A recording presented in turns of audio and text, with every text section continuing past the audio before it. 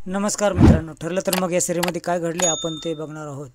अर्जुन आणि सायली मूवीला गेलेले असतात। अर्जुन पॉपकॉर्न घेऊन देतो, त्याच वेळेस तिला कोणाचा तरी धक्का लागतो आणि ती खाली पडते। अर्जुन तिला सावरतो आणि अशीच घटना यापूर्वी घडलेली त्या दोघांनाही आठवतो। अचानकपणे सायलीला आठवतं की तन्वीच्या पोटात दुखलं आणि ती विलासला घेऊन आश्रमाकडे गेली। अर्जुन हे बघतो की ती दुसऱ्या विचारात अडकली आहे। सायली सांगते की प्रियाने मूवीची तिकीट आमच्यासाठी काढली होती। त्याच्याच अर्जुन बोलतो की आश्चर्य आहे, तिच्याकडे पैसे कुठून आले? आजच्या दिवशी तुम्ही मूवीला होतात, हा कोइन्सिडन्स नाही। तुझ्याकडे तर पॉपकॉर्न घेण्यापुरते देखील पैसे नव्हते, मग तुम्हाला 7-8 जणांची तिकीट काढणे एवढे पैसे कुठून आले? असा प्रश्न अर्जुनला पडतो। पैशाने काढले असेल का काय, असं सायली अंदाज वर्तवते। नागराजला तन्वी सांगते की सॉलिड काहीतरी प्रूफ मिळाला असेल म्हणून तिने कॅमेरा लपवला। तिथं रविराज येतो। आपल्याला चैतन्याने तिकीट काढून दिले तसे साक्षीने त्याला तिकीट काढून दिले असेल का, असं सायली इकडे बोलते। ऑनलाईन पेमेंट केलं असेल तर नक्कीच याचा आपल्याला तपशील कळेल, असं अर्जुन सांगतो। इन्स्पेक्टर सावंत यांना मी लगेचच फोन करतो आणि बोलून घेतो, असं अर्जुन बोलतो। त्यावेळेस सायली बोलते की मी पूर्णाजीची काळजी घेण्यासाठी घरी जाते। इकडे रविराज तन्वीशी बोलत असतो, त्याच वेळेस रविराजला एक कॉल येतो आणि त्या कॉलवर असं विचारण्यात येतं की तन्वीची कॉल हिस्ट्री काढण्याचा अर्ज इथं आला आहे, तुमची परमिशन आहे का? त्यावेळेस रविराज हो असं बोलतो। हीच गोष्ट तन्वीला कळते।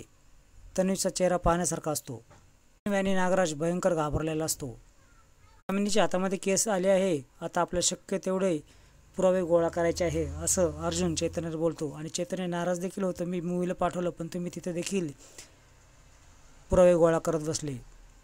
रविराज खुश असतो, कारण किती जरी त्यांनी इन्व्हेस्टिगेशन केलं तर तो तोंडावर पडेल असं रविराजला आशा असते।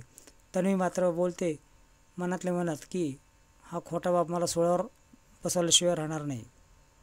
प्रियाला तर खूप सॉलिड टेन्शन आलेलं असतं। संशय तर माझ्यावर घेतलाच जाणार, कधी बेडरूममध्ये घुसून किंवा कॉल रेकॉर्ड काढून। पुढे बोलते की मोबाईल रेकॉर्डिंग करण्यासाठी माझ्या रूममध्ये लावण्यात आला होता सायलीकडून। व्हिडिओ शूटिंग चालू होती, अर्जुन सांगण्यावरून केलं असेल। सर्व बेकायदेशीर आहे, अनैतिक आहे असं म्हणून रविराज खूप चिडतो। आता मी त्याला कॉलेज देखील मिळून देणार नाही, असं रविराज ठाम निर्णय घेतो। नागराज आणि तन्वीमध्ये घराच्या बाहेर चर्चा चालू असते। कॉलेज ट्रीप मिळाली नाही म्हणून तू वाचलीस, असं तो बोलतो।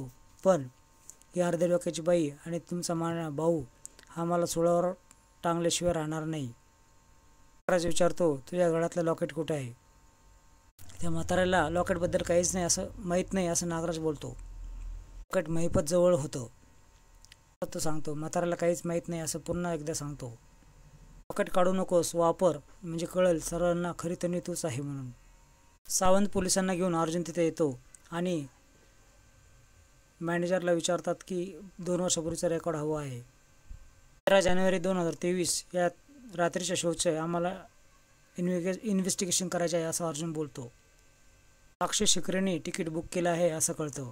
इकडे अर्जुनला नोटीस येते आणि सायलीच्या हातात पडते। त्याच वेळेस प्रिया बोलते की कॅमेरा लपवला याबद्दल नोटीस माझ्या वडिलांनी पाठवले आहे। त्याच वेळेस सायली बोलते की तुला काय चाललं आहे ते कळेलच आणि सत्य लवकरच उघडकीस येईल। सर्व रविराज काकाला देखील कळेलच, अशी ठामपणे सायली बोलते। इकडे तन्वी मोठा कांगावा करते आणि मोठ्याने सायलीशी बोलते, का असं करतेस? घर तोडायला का निघलेस?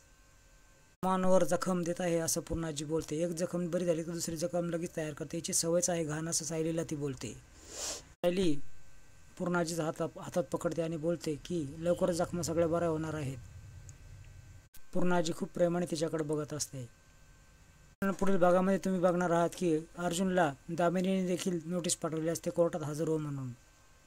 ठरल्याप्रमाणे दोघेही कोर्टाच्या बाहेर भेटतात। आपण दोघेही समोरासमोर आलोच, असं अर्जुन बोलतो। आत्मविश्वास ढासळतोय का तुझा, असं अर्जुनला ती बोलते। लढण्यासाठी आणि जिंकण्यासाठी आली आहे असं दामिनी बोलते। त्यानंतर जिंकणार तर फक्त सत्य सत्य सत्य असं तो बोलतो। असे नवीन अपडेट्स बघण्यासाठी चॅनल सबस्क्राईब करा, बेल आयकॉन दाबा, व्हिडिओ पाहिल्याबद्दल धन्यवाद।